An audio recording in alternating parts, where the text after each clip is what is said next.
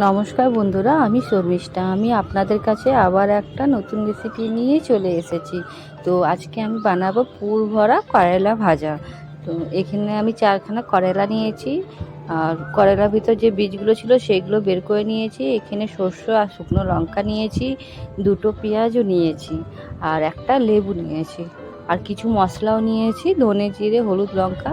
তো এখন আমি মিক্সচার মেশিনে বাটিতে দিয়ে দিলাম সর্ষে আর শুকনো লঙ্কা আর 2টো পেঁয়াজ, আর যে করলা থেকে বীজগুলো বেরিয়েছিল সেটাও বেটে নেব। সব কটা একই সাথ করে বেটে নেব বন্ধুরা।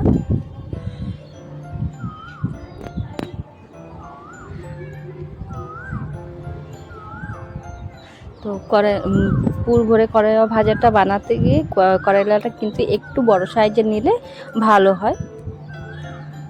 তো দেখেন আমি বেটে নিয়েছি। এরপর আমি একটা কড়াই নিলাম, কড়াইয়ে অল্প তেল দিলাম,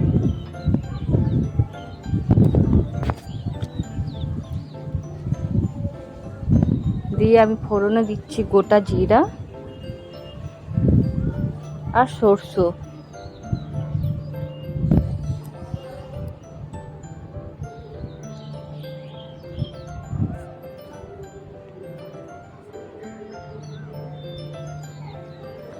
এরপর যে মশলাটা বেটেছিলাম সেই মশলাটা দিয়ে দিলাম কড়াইয়ের মধ্যে, দিয়ে এখন আমি মশলাটাকে ভালো করে কষিয়ে নেব।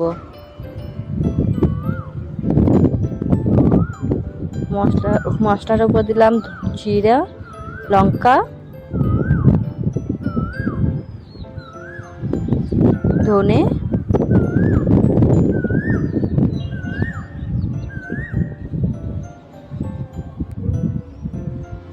আর হলুদ গুঁড়ো।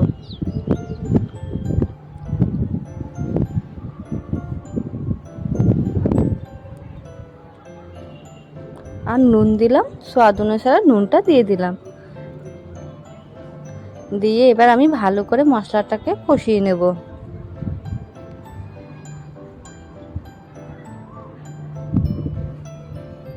ভালো করে ভাজতে হবে বন্ধুরা, একদম মাখা মাখা টাইপের করতে হবে। দেখেন আমার কতটা মাখা মাখা হয়েছে, এখন আমাকে আরো ভাজতে হবে।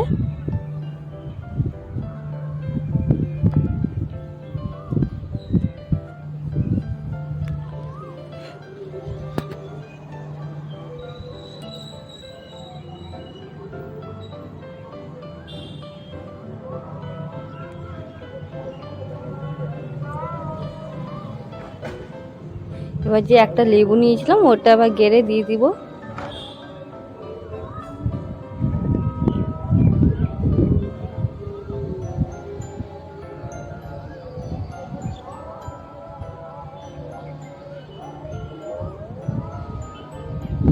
এবার ভালো করে চালিয়ে নিব, মাখিয়ে নেব এটার সাথে, লেবুর সাথে মশলাটাতে ভালো করে। লেবুটা দিলে, লেবু যদি নাও থাকে আমচুর পাউডার দিলেও হবে বন্ধুরা।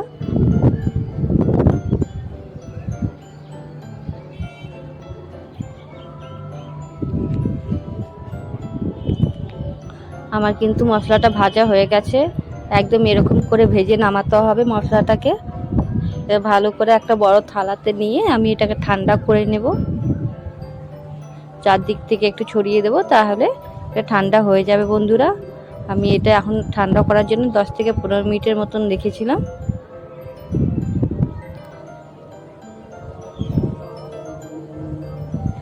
এরপর যে করলাটা আছে সেটার উপর আমি এখন একটু হলুদ দিয়ে দেবো আর অল্প নুন দিয়ে দেবো। এটা ভালো করে এখন নুন হলুদটাকে মাখিয়ে নেব কড়াইটার মধ্যে। এটা আগে সিদ্ধ করলেও হয় বন্ধুরা, কিন্তু আমি সিদ্ধ করিনি।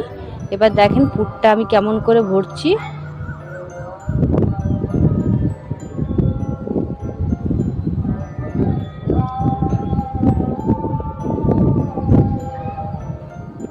আমার কিন্তু করলাটা খুব বড় বড় ছিল বলে আমাকে মশলাটা একটু বেশি বানাতে হয়েছে। আপনারা আপনাদের মতন বানিয়ে নেবেন, আন্দাজ মতন দেখে বানাবেন বন্ধুরা। তো আমি এমনি করে সব পুরগুলো ভরে নেব করলার মধ্যে।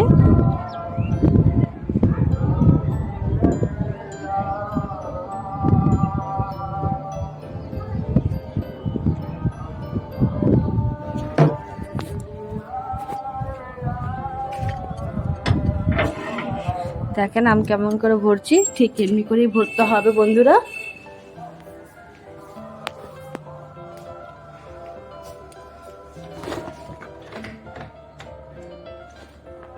আমি কিন্তু সব করেলাটাকে এমনি করে পুরগুলো ভরে নিলাম।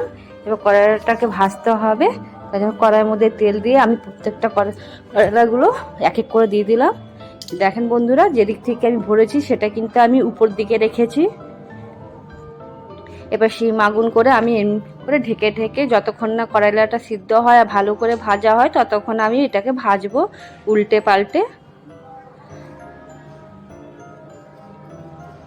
যেদিক থেকে ভরেছি ওটা কিন্তু আমি নিচের দিকে করব না, আমাকে এমনি করে উল্টে পাল্টে করে ভাজতে হবে বন্ধুরা, তাহলে মশলাটা কিন্তু বেরাবে না। এমনি করে সিদ্ধ ঢেকে বানালে সিদ্ধ হয়ে যায় করেলাটা।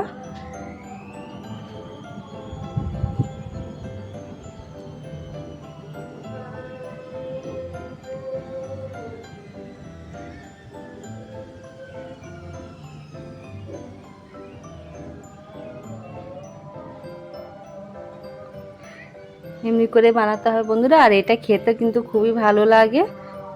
আর লেবু থাকলে লেবু বা আমচুর পাউডার শিওর দিবেন, কেন এটাতে একটু টক টক হলে বেশি ভালো লাগে খেতে।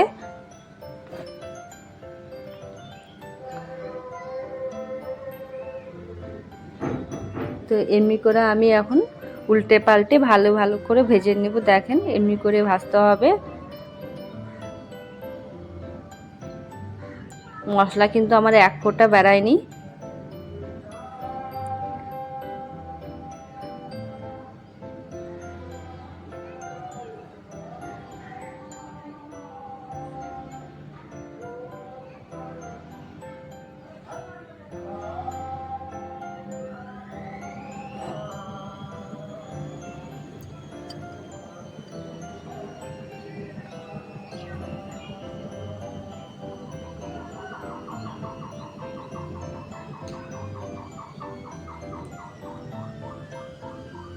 একটু ভালো করে দেখে দেখে পাল্টাতে হবে বন্ধুরা, না হলে করেলাটা কিন্তু নরম হয়ে যাচ্ছে, সিদ্ধ হয়ে যাচ্ছে, তো খুন্তি থেকে কেটে যাচ্ছে। দেখেন এমনি করে লাল লাল করে ভেজে নামাতে হবে।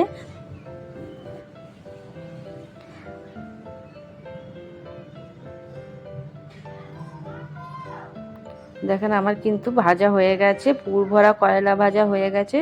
যদি এটা ভালো লাগলো এই রেসিপিটা, তাহলে লাইক শেয়ার সাবস্ক্রাইব করে দেবেন, কমেন্ট করে জানাবেন কেমন হয়েছে।